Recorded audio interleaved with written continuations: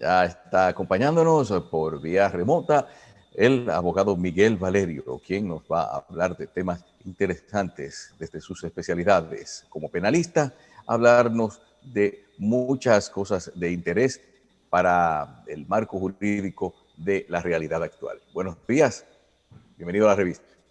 Buen día, Carlos, Cristino, Michelle. ¿Cómo se siente a distancia remota? Bien, doctor, gracias por acompañarnos en el día de hoy y le agradezco su participación, sobre todo con toda la experiencia. Siempre decimos que el doctor Miguel Valerio es de los abogados penalistas en la República Dominicana con más calificación para tocar todos estos temas, porque sobre todo es una persona que también se ha dedicado a estudiar nacional e internacionalmente y conoce bien todo el marco legal de la situación que tiene en este momento el mundo y la República Dominicana. Doctor, cambió el gobierno, se designaron nuevas autoridades, sobre todo en la Procuraduría General de la República. Este gobierno comienza llega no solo con una popularidad alta de su presidente y de sus autoridades y sus líderes políticos, sino con un pueblo una gran proporción del pueblo votó buscando que se corrijan la corrupción, la impunidad, sed de justicia, miembros de la sociedad civil buscando cambios de procedimientos, cabezas y todo esto.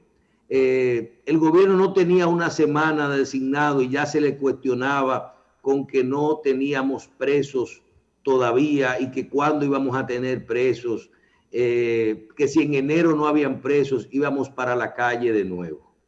Doctor, hablemos un poquito de el debido proceso, de iniciemos con esta parte. Las pruebas, cómo se debe de manejar un expediente para que funcione, si solo lo que vamos a tener es mucho circo y años de procesos interminables que luego no terminarán en nada. El tema de los recursos, se habla de que devuelvan los recursos, pero ¿qué recursos? Tú tienes que primero saber si fulano es un ladrón. Entonces, estamos siendo realistas y decíamos ayer que de ninguna forma nosotros sí queremos la corrupción, que se elimine la corrupción y la impunidad, pero hay que hacer las cosas bien para que no se caigan. Doctor, háblenos de este proceso, del debido proceso, y si usted ve que lo que han hecho las nuevas autoridades de pedir los expedientes y a partir de ahí, de donde estaban, e iniciar el debido proceso con algunos casos, es la forma correcta y hacia dónde vamos. Mira, mañana el gobierno cumple 25 días, o sea que 25 días para un expediente judicial, básicamente estaríamos en el estado incipiente. ¿Por qué? Porque tú tienes que tomar en cuenta, Michelle, que un funcionario público toma posesión y todavía al tercer o cuarto mes es muy difícil que pueda tener el control de una institución, máxima cuando se está cambiando de trabajo, porque usted está viniendo del sector privado al sector público. En ese sentido, sí llama la atención de que efectivamente en el caso de la Procuraduría se trata de personas experimentadas, no se puede decir que no, y que básicamente su labor es una continuidad del Estado, porque en la mayoría de los departamentos de la Procuraduría existen personas que ya trabajaban, por ejemplo, en el PECA o en cualquier otra de esas instituciones que se encargan de la corrupción. Yo no soy amigo de festinar expedientes por una sencilla razón de que al final de cuentas cualquier error que se cometa en un proceso penal tarde o temprano sale. O sea, es muy difícil que expedientes sin evidencia funcionen. Por eso yo sí doy un voto de fe, no solamente en el Ministerio Público, sino en el sistema, de que efectivamente la corrupción para combatirse, porque aquí se ha hecho un mito de la corrupción, lo he dicho varias veces, la corrupción para combatirse tiene su mecanismo y está muy claro en la ley. O sea, efectivamente, cuando se investiga, el proceso penal dice cómo se recolectan las evidencias y se presentan. Y yo soy de lo que dice, y fíjate que soy de los abogados que he tenido la oportunidad de ejercer como abogado del Estado y defendiendo particulares, con lo cual he estado de los dos lados y duré 6 años en la Escuela del Ministerio Público dando clases solamente de acusación. Yo digo que los expedientes no hablan, hablan las evidencias. Y cuando a un abogado con experiencia le presenta un expediente sólido, la mayoría de las veces tiene que llegar a un acuerdo judicial y decir, mire, yo encontré, al cliente se le tiene que decir, mire, yo encontré este expediente con estas evidencias y efectivamente esto puede prosperar en justicia. Por eso yo soy muy amigo de que primero vamos a colectar evidencia, no indicios, que es muy diferente. No indicios, indicios son... ¿Cuál es la diferencia, doctor? Eso es bueno porque ahora se habla mucho de Cámara de Cuentas, Contraloría, y yo agrego otro, el proceso penal. Si tú te fijas en la ley de la Cámara de Cuentas, dice que cuando la Cámara de Cuentas encuentre indicios de corrupción en una institución, tiene que remitir el expediente al Ministerio Público. ¿Sabe lo que es un indicio de corrupción? Un indicio de corrupción es una pista de que hay un hecho irregular que hay que investigar. Esa pista a la vez, la jurisprudencia de la Suprema Corte de Justicia Dominicana ha sido constante. Tiene que corroborarse con otras evidencias. O sea, no nos podemos conformar con, como dicen, tal vez con la prueba más débil que tiene el sistema de justicia dominicano. Porque doctor, la Cámara de Cuentas tiene que doctor. Esa ley de la Cámara de Cuentas no funciona. Sí, doctor, vamos a repetir un momentico que teníamos un problema de internet. Usted habla de la diferencia entre pruebas, entre evidencias y indicios. Nosotros estuvimos discutiendo ayer, y quiero que usted lo tome ahí, que ya parece que tenemos la red completa, de que si usted va a llamar a una persona para un caso de corrupción, si no hay una auditoría de la Cámara de Cuentas, es la única prueba que es válida para un expediente de eso. Ahora, que si usted va a hacer un expediente de asociación de malhechores o de enriquecimiento ilícito, ese es otro expediente aparte, que no es el mismo, o otra acusación. Hablen un poquito, continúe ahí, que la parte que usted inició no se escuchó. Sí, el tema de la Cámara de Cuentas estaba diciendo que es la auditoría más débil que tiene el sistema. No lo digo yo, lo dice la propia ley de la Cámara de Cuentas. O sea, la Cámara de Cuentas, al final de cuentas, recaba evidencia en su foro, que es auditoría. En su foro, si ellos detectan que hay pistas de hechos que devienen en corrupción, por ejemplo, mire, aquí hay un faltante de 5 o 10 pesos, tiene que remitir al expediente, pero la Cámara de Cuentas no hace la profundidad de ver dónde fueron a parar esos 10 o 15 pesos. Y es la misma ley que dice que cuando tiene indicios, los remite al Ministerio Público para que inicie la investigación. Por eso un proceso penal no necesariamente tiene que tener una auditoría de la Cámara de Cuentas. No necesariamente, porque el Código Procesal Penal habla de la libertad probatoria. Y yo creo mucho más en la auditoría que designa el Ministerio Público en base al Código Procesal Penal, porque esa sí profundiza dónde fueron a parar los 5 pesos. Por ejemplo, yo he tenido casos donde se dice, hay una distracción de 100 pesos. Y cuando se va al plano, la Cámara de Cuentas lo envía al Ministerio Público. Cuando empieza la investigación, el mismo Ministerio Público se da cuenta, bueno, esos 100 pesos efectivamente no se ejecutaron en lo que decía el presupuesto de la institución, pero se ejecutaron, por ejemplo, en comprar una camioneta. Quiere decir que esos 100 pesos no se los llevó el funcionario, sino que fue la misma institución. Entonces, hay que tener mucho cuidado con eso de la Cámara de Cuentas. Sin embargo, fíjate algo que yo sí estoy de acuerdo con algo con el gobierno, de que ante una auditoría, efectivamente se remite al Ministerio Público para que inicie una investigación. Igual pasa con la Contraloría. La Contraloría, que se discutía mucho en estos días, efectivamente tiene facultad de investigaciones administrativas, y también esa ley dice que si encuentra algo raro, lo remite a la Cámara de Cuentas. Yo observaba funcionarios y abogados y exfuncionarios que decían, bueno, la Contraloría no tiene esa facultad. Sí, efectivamente la Contraloría tiene esa facultad. O sea, puede ser que al Contralor de la institución se le haya ido algo y se designe una investigación administrativa. Pero doctor. Doctor. Y esa investigación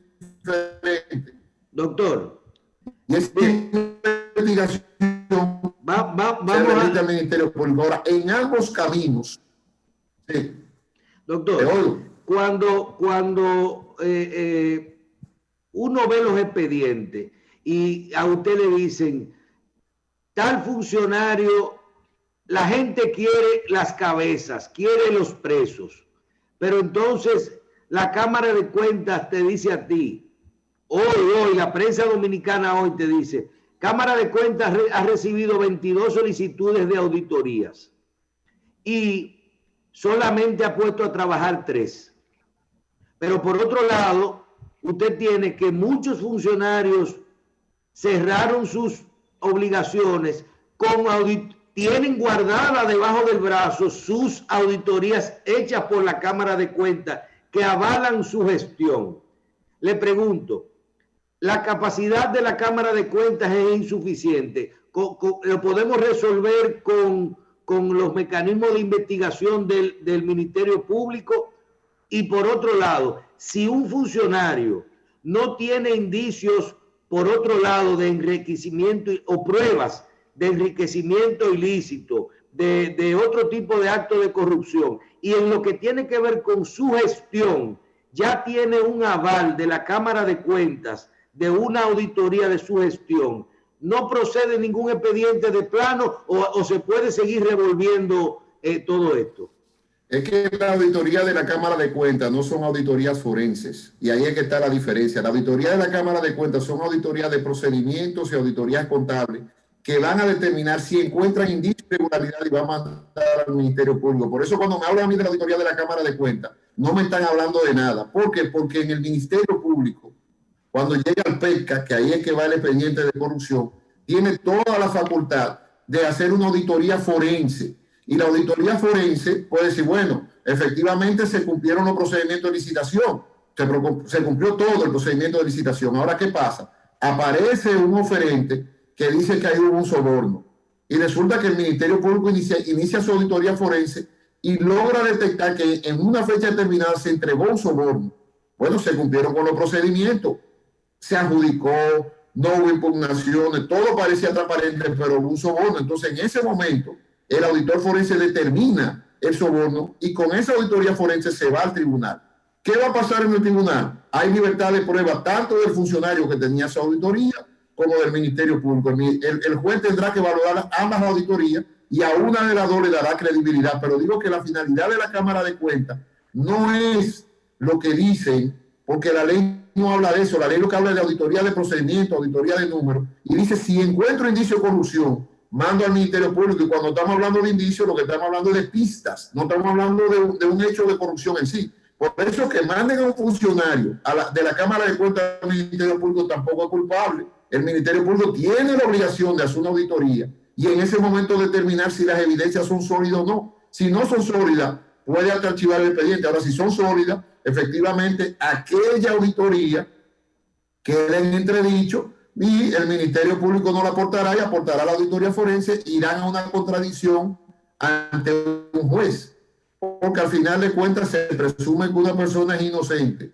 y es en el tribunal que hay que determinar la validez o no de una auditoría. Y el Ministerio Público, por el Código Procesal Penal, que es el que vale para estos asuntos, tiene una libertad de probatoria amplísima. Es decir, si el juez considera que 3 testigos dicen yo entregué ese soborno porque hicieron un pacto, por ejemplo, con el Ministerio Público, y se puede determinar que efectivamente eso entró a la cuenta del funcionario o que hubo una compra irregular en su patrimonio y se puede conectar eso con el soborno, efectivamente ahí la auditoría dijo los procedimientos estuvieron bien, pero como encontré indicios de corrupción mandé y el juez ahí dice, mire, yo voy a darle acopio a la auditoría forense y puede hasta condenar. Entonces, cuando me hablan a mí de auditoría de Cámara de Cuentas, me están hablando del inicio del proceso, no del proceso en sí. Yo no por auditoría de Cuentas. El Ministerio Público tendría que esperar una auditoría de la Cámara de Cuentas o puede ordenar la realización de una auditoría forense motu propio. Efectivamente, puede de oficio asumir una investigación ante un ruido y un escándalo y hacer su auditoría forense sin necesidad de la Cámara de Cuentas. Y eso es muy fácil porque el titular de la acción pública es el Ministerio Público. No es en ninguna parte de la ley procesal penal dice yo tengo que esperar la auditoría de la Cámara de Cuentas. Pero la mejor prueba de eso, doctor, es que el expediente de Odebrecht ya vemos por dónde está y este mes que van a dar los resultados de la Cámara de Cuentas. Y mira, tengo que decirte algo porque ahí obviamente yo estoy ejerciendo una defensa penal del ingeniero Víctor Díaz Rúa, de que habrá que ver con qué vienen en ese expediente, pero ese expediente, vuelvo y digo que la Cámara de Cuentas lo que da indicios y al final de cuentas, como lo que da pistas de cualquier cosa, en este caso lo que estaba viendo es sobrevaluación, vamos a ver los resultados, pero ya hay un problema. Fíjate lo interesante de ese ejemplo que tú pones. Hay una contradicción entre los 5 miembros de la Cámara de Cuentas, porque hay una miembro que dice que ella no está de acuerdo con los informes contables, no con el informe legal. Si no está de acuerdo con el informe contable, ahí hay un problema de fondo, porque efectivamente la mayoría de la Cámara de Cuentas son de votación. ¿Qué le está diciendo la Cámara de Cuentas al Ministerio Público? Mire, yo encontré esto, tenemos una contradicción, inicie una investigación a ver si puede, pero este caso ya está sometido a la justicia y ya estamos en juicio de fondo. Entonces, esa prueba como tal, en este momento, esa etapa concluyó. Vamos a ver si vienen con pruebas nuevas y cosas de esas, y se tendrá que debatir. Pero vuelvo y repito, para iniciar un proceso penal no se necesitan auditorías de la Cámara de Cuentas. Bien. Doctor, una de las preguntas que nos surgen todos los días aquí es, ¿cuándo va a haber procesos y cuándo va a haber presos?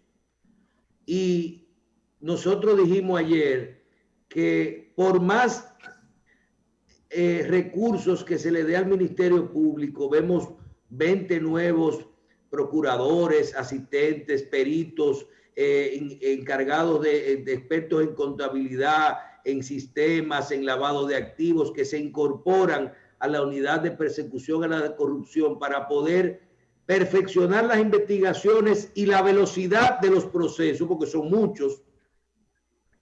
El hecho de que se le pongan recursos y tiempo a todo esto, pero usted que conoce el debido proceso, ¿hay alguna posibilidad de que en República Dominicana haya algún proceso culminado que termine antes de los 4 años que acaban de comenzar del gobierno del Partido Revolucionario Moderno? Mira, la persecución penal es estratégica. Uno de los grandes errores que comete el Ministerio Público a diario es que en un expediente quiere evaluar una gestión completa y tal vez a usted lo están apoderando de un hecho muy concreto. Con lo cual, todo va a depender de la estrategia de persecución que sigue el Ministerio Público y de los hechos que quiera probar en justicia. Si es, por ejemplo, un solo hecho el que estamos evaluando en justicia, un solo hecho, efectivamente, en 4 años tiene que dar el tiempo para cumplir con el proceso. Ahora, los procesos penales, yo siempre he dicho y quiero ser coherente con lo que digo, no son carreras de caballo, no son carreras de caballo. Yo incluso estoy en contra del plazo de los 4 años, porque eso ha sido una violación constante a la ley. Porque llegan los 4 años y dicen, no, el procedimiento no es nulo, aquí hubo problemas y no se pudo conocer el caso en el tiempo adecuado, y entonces el que sufre el imputado. Entonces yo no creo en eso, yo creo en procesos con evidencia.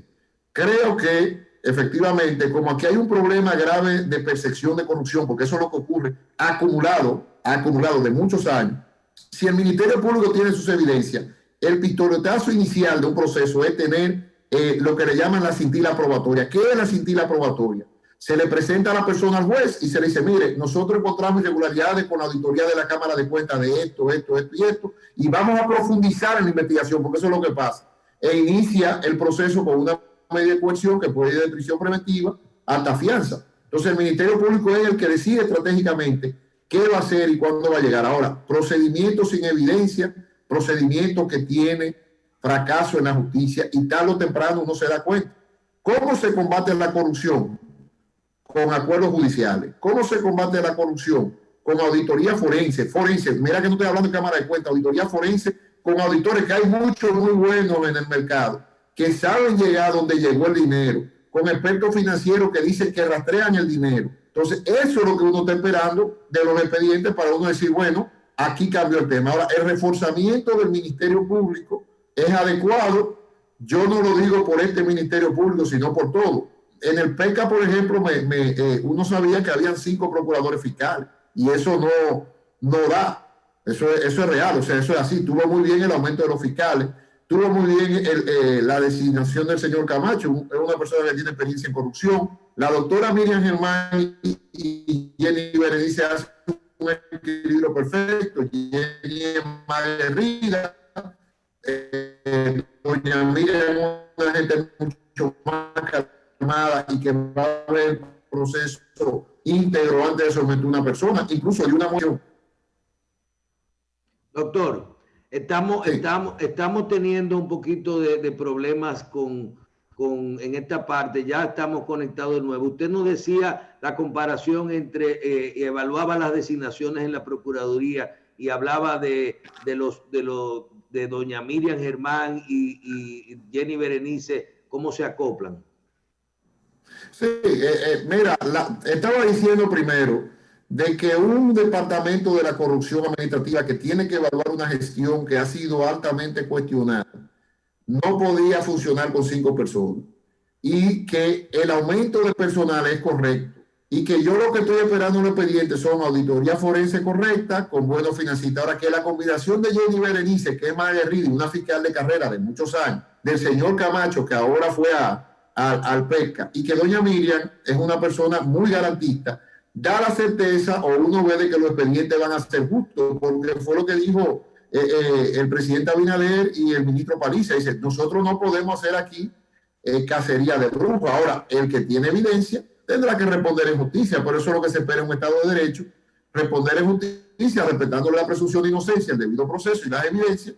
Bueno, tendremos procesos que uno dirá, efectivamente hay un camino hacia el combate a la corrupción. De lo contrario, si no hacen eso de esa manera, pues los expedientes se caerán.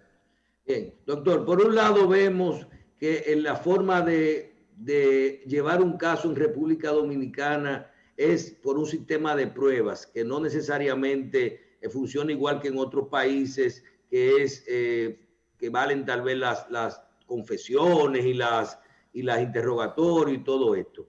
Por otro lado, un juez dice en República Dominicana que él cree que si se aprueba una amnistía o un perdón él le puso un nombre jurídico, para los chivatos, de que se les perdone si tienen alguna culpa, para que denuncien a los corruptos. Esto ayudaría a combatir la corrupción en República Dominicana. También hay un viejo sabio que nos dice siempre que si la gente devolviera los cuartos, con eso es suficiente para ir resolviendo problemas, porque no hacemos nada con pasando en la justicia mucho tiempo. Si la gente devolviera el dinero, mira, yo estoy metido en eso, aquí está el dinero para atrás. Pues yo no voy a tener proceso, no voy a tener justicia, un acuerdo tipo Estados Unidos que hacen esos acuerdos. Y usted, que nosotros tenemos el honor de haber participado con usted, yo creo que en más de 10 entrevistas tocando temas penales, siempre de actualidad, siempre, no hay una entrevista que no nos haya mencionado los acuerdos y lo de acuerdo que está usted con los acuerdos entre las partes para evitar procesos largos y procesos tediosos que a lo mejor no terminen en nada. Le pregunto, ¿existe en República Dominicana, con todo esto de la corrupción, con todo esto, y si existe, cuál es el procedimiento para poder llegar a esos acuerdos? Primero tiene que haber un caso, tiene que haber un señalamiento para entonces darse esos acuerdos. ¿Y cómo es el procedimiento que se ejecuta? O simplemente un señor está asustado con un maletín debajo de la cama y dice, déjame yo devolver estos cuartos para que no me vayan a llamar. ¿Cómo funciona? No, mira, primero reitero que la política de acuerdo es la única salvación que hay, no en República Dominicana, a nivel mundial, para lograr combatir la corrupción. O sea, no hay forma en materia de corrupción de llegar a conclusiones sin acuerdos. Hay varios tipos de acuerdos. Hay un acuerdo que es el primero que tú decías, donde yo sé de un hecho delictivo y pacto con la Procuraduría Fiscal, y la Procuraduría Fiscal, en un criterio de oportunidad, me pasa a testigo, y como testigo de la acusación, yo obviamente llego a un acuerdo, porque con mi testimonio vamos a atrapar un hecho mayor, mucho más grave. Hay otros acuerdos, que es el que tú estás diciendo de la confesión, que son los temas básicamente de penales abreviados. ¿Qué es un penal abreviado?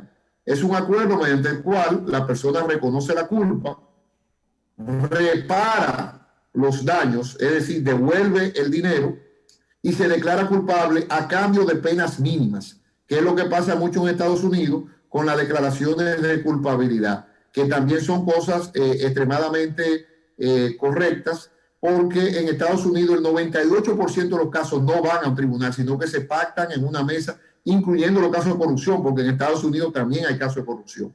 Hay otros acuerdos que son acuerdos donde ya la persona establece mediante la acusación en un juicio de fondo, se declara culpable, también repara otra vez la recuperación del dinero y en el juicio de fondo, porque en el penal abreviado es antes de que se lea la acusación. Y aún en el penal abreviado tengo que llevar las evidencias, porque el juez tiene que evaluar de que esa persona no se está declarando culpable por presión, sino de que había evidencia suficiente. Él dice, yo acepto las evidencias, el juez lo que evalúa las evidencias y condena. Hay otros acuerdos que ya son acuerdos parciales que se dan en el juicio de fondo, que es cuando el Ministerio Público, y pasa a diario también, convence al abogado y dice, mira, yo tengo 20 años de prisión para pedirte. Ahora, si él se declara culpable ahora, reconoce los hechos, aquí en juicio, yo entonces le impongo una pena inferior. Lo que quiero decir es que hay acuerdo antes del juicio, antes de la audiencia preliminar y en el juicio de fondo. Lo he dicho de 1000 maneras diferentes. Y la gran tarea pendiente del Estado, Michelle, no es meter preso a corrupto. Esa no es la gran tarea del Estado. Esa es parte de la tarea. La gran tarea es recuperar el dinero que se llevó un corrupto. Yo ahí estoy de acuerdo totalmente contigo, porque los acuerdos viabilizan eso. Yo no creo en los procesos penales largos. Yo no creo en eso. O sea, efectivamente, después de muchos años litigando muchos casos, son más eficientes en una mesa sentados. Son mucho más eficientes ahí. Bien, se sientan en una mesa y llegan a acuerdo. Usted habló de percepción de corrupción acumulada. ¿A qué usted se estaba refiriendo? No, la percepción de la corrupción en este país es alta porque se habla de una corrupción de siempre, o sea, desde la era de Trujillo. Mira, yo estoy leyéndome el libro otra vez, o releyendo de Weiss, y ahí habla de cuando metieron preso a Cebo Paulino por un robo en el Estado. Entonces, aquí hay una percepción de corrupción acumulada. De hecho, el cargo más difícil, la posición más difícil que hay en la sociedad dominicana es la de funcionario público. Para usted ser funcionario público, usted tiene que ser valiente. Porque lo primero es que por la ley de declaración de patrimonio usted tiene que declarar lo que tiene. Entonces, hay personas que hayan declarado, tú lo sabes, Cristino, lo sé yo y lo sabe todo el mundo, millones y millones de pesos. Y tú dices, pero ¿y de dónde este hombre sacó este dinero? Declara lo que se va a robar en el cargo. Hay personas que declaran 100 y cuando salen tienen millones y millones de pesos. Y tú dices, ¿y cómo lograron eso si lo que ganaban era un sueldo? Entonces, ser funcionario público es de las tareas más difíciles. ¿Qué percepción acumula la corrupción? Efectivamente, aquí hay personas que no pueden justificar su patrimonio. Eso es así. El que diga que no... Doctor, ¿cómo esa percepción impacta la lucha contra la corrupción? Mira, lo impacta en dos sentidos. Primero, la gente tiene una sed de justicia tan grande que puede llevar a que los expedientes sean mal instrumentados.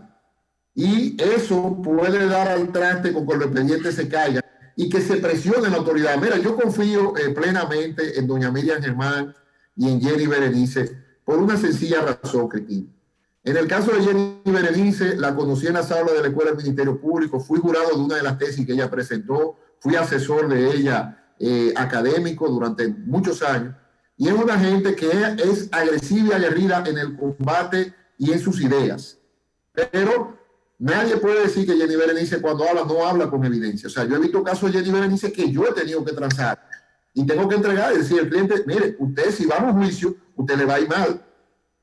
Usted le va a ir mal. Es verdad que ella es muy fuerte, yo le digo hasta arbitraria. Y en el caso de doña Miriam Germán es tan garantista que en esta semana se hizo una injusticia, vuelvo y repito, con un empresario, y se habló de una extradición. Mira, cuando se habla de una extradición y señalan a una persona, están hablando de una acusación muy grave. Y doña Miriam Germán declaró ante la opinión pública, debido a que fue un debate público, de que ella, no, ante una pregunta de un periodista, obviamente, de que ella no tenía un expediente de extradición. Entonces, yo estoy confiando en una justicia moderna, yo estoy confiando en que el sistema avance, y como Michelle dice, estoy confiando en que esa percepción de la corrupción se convierta en evidencia, que pueden ser evidencia a cargo y a descargo. Si hay evidencia a cargo, que al funcionario se le dé la oportunidad, porque esa es la política que yo creo. Yo no creo en juicio ni en show mediático. De hecho, combatí al procurador, apoyé el acuerdo de Brecht porque lo apoyé mediáticamente y dije, estoy de acuerdo con el acuerdo, porque tú no puedes combatir la corrupción sin acuerdo. Y dije más, dije, el acán en el expediente. Pero nada de eso pasó. Entonces, ¿cuál es el problema que tenemos? De que al final de cuentas, todos estos temas de corrupción tienen que pasar de la percepción y los indicios a las evidencias. Cuando hay evidencia, generalmente los procesos se acaban temprano, porque la gente lo que habla son las evidencias. Yo no puedo decir, mire, justifíqueme de dónde usted sacó este dinero, y usted no tiene cómo justificarlo, hasta allí llegó. Bien, el doctor, finalmente, una pregunta en que se nos terminó el tiempo, y a ver si con esto nosotros le dejamos una idea clara a todas las dudas que tienen los televidentes y todos los dominicanos. Primero, que su opinión de cómo, usted que conoce tanto el Ministerio Público, y uno ve que dicen, ahora están los expedientes que están pidiéndole a la Fiscalía del Distrito, más lo que la gente están mandando hoy llega los expedientes del caso del asfalto, que hable de quién le da el orden de prioridad, si existe una forma de decidir cuál es el orden de prioridad que se le va dando a los expedientes, porque hay una estructura y muchos expedientes, porque también están los expedientes viejos. Y que hable de si con los expedientes viejos que se han pedido a la Fiscalía, de los casos que estaban abiertos, me imagino que el caso de Odebrecht, el caso de los que estaban ahí, si se pueden incluir nuevos imputados en estos expedientes o ya esos casos no permiten nuevos imputados. No, mira, hay que diferenciar Ministerio Público de Poder Judicial. Son cosas diferentes. El caso de Odebrecht no está en la Fiscalía del Distrito, está en el... Bueno, ese está ahí. En el juzgado. Y el fiscal que lo conoce es el del PECA. Igual, lo que van a ir el día 21 de septiembre, que tenemos audiencia, son fiscales del PECA, no va el fiscal del distrito. Sobre el tema de fiscales que se le despojaron de expediente, mira, eso yo lo veo dentro de lo discrecional de la Procuraduría. Realmente, quien tiene competencia de conocer casos de corrupción es el PECA. Doctor. Sí, cualquier procurador por una decisión es su derecho. Sí, otra vez. Sí, adelante. No, parece que tenemos un problema con el internet, es el tema de la virtualidad. Digo, si una persona, quien maneja los expedientes de corrupción es el PECA por la ley del Ministerio Público, es el PECA. Entonces, si se retiraron los expedientes de la Fiscalía y vuelven otra vez al PECA, posiblemente fue una decisión de mejor manejo. Ahora, ¿qué prioriza el Ministerio Público? Que esa es la pregunta que tú me dices. Bueno, no es por orden de llegada, es por orden de la evidencia que voy recolectando. A medida que voy colectando evidencia, voy presentando o medida de coerción o acusación. Sí hay un trabajo muy arduo, porque efectivamente se está evaluando procesos muy grandes. O sea, un proceso de 11.000 millones de pesos, como el caso del asfalto, es un proceso que hay que tomarse su tiempo para evaluarlo. No va a ser una carrera de caballo. Por eso cuando a mí me dicen, queremos preso, yo... Mira, yo no sé si quiera preso o no, yo quiero que el Estado recupere dinero. Yo quiero que el Estado recupere dinero y que en buen derecho haya expedientes sólidos. Y el funcionario público que robó y se le prueba, que vaya preso. El funcionario público que no robó, que el Ministerio Público archive y lo explique y diga, mire, yo no encontré aquí nada. No lo encontré, mire, estoy archivando. Entonces, de eso es que se trata el proceso penal. Porque esos expedientes ahora, que uno tira ahí a ver qué pasa, también irresponsable, porque cuando los medios le caen encima a uno, no es fácil. Bien. Doctor Miguel Valerio, abogado, experto penalista, gracias por estar con nosotros hoy en Revista 110 y ayudarnos con todas sus cátedras de Derecho y Justicia. Muchísimas gracias, doctor. Muchas gracias a ustedes. Pasen buen día. Gracias por estar con nosotros. Nos acompañó el doctor Miguel Valerio en esta parte de Revista 110. Vamos a una breve pausa y continuamos con Salud y Previsión 110.